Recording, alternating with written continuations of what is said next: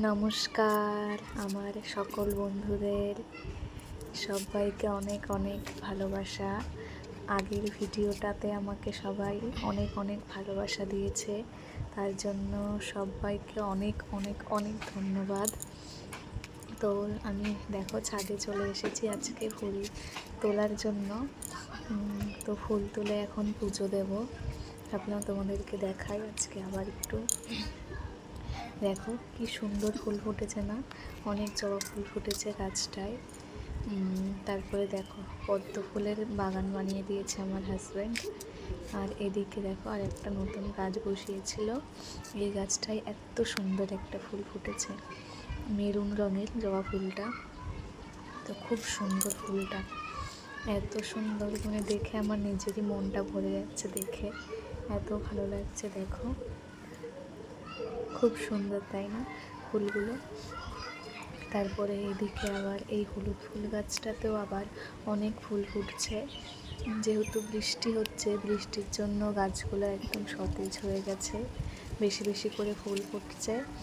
তার জন্য তো আমার ভীষণ ভালো লাগছে ফুলগুলো তুলতে। এত ভালোবাসি আমি ফুল তুলতে, তোমাদেরকে বলে বোঝাতে পারবো না, এত ভালোবাসি ফুল তুলতে।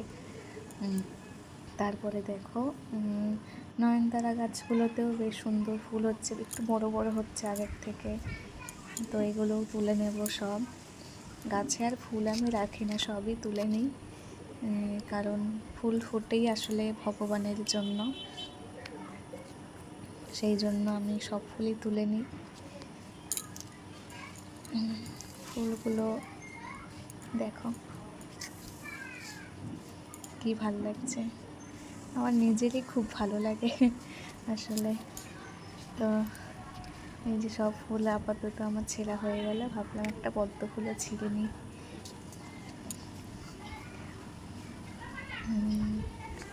পদ্ম ফুল আবার একটু কম ফুটছে, আবার গাছটা তুলে আবার নতুন করে বসাতে হবে।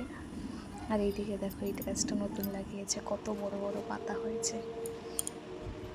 তারপরে সোজা চলে আসলাম ফুলটা নিয়ে মা লক্ষ্মীর চরণে আর নারায়ণের চরণে। তো আমার ভালো লাগে খুব এভাবে সুন্দর করে গুছিয়ে সুন্দর করে পুজো দিতে।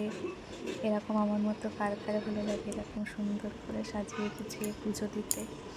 আমার তো ভীষণ ভালো লাগে, মনটা বেশ মানে শান্তি লাগে আর কি।